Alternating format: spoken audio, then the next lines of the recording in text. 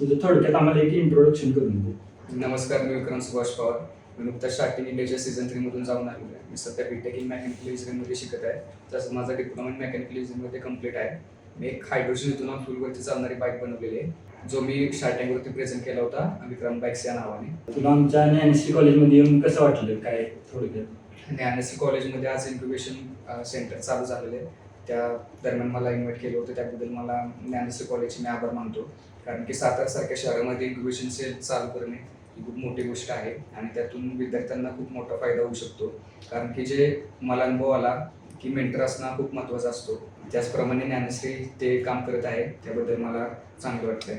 आमच्या विद्यार्थ्यांसाठी किंवा आमच्यासाठी एक सल्ला म्हणून काय सांगू शकतो? की कोणत्या आयडियावरती काम करत असताना त्यावरती त्याचे स्टडी करून त्यावरती काम करायला पाहिजे.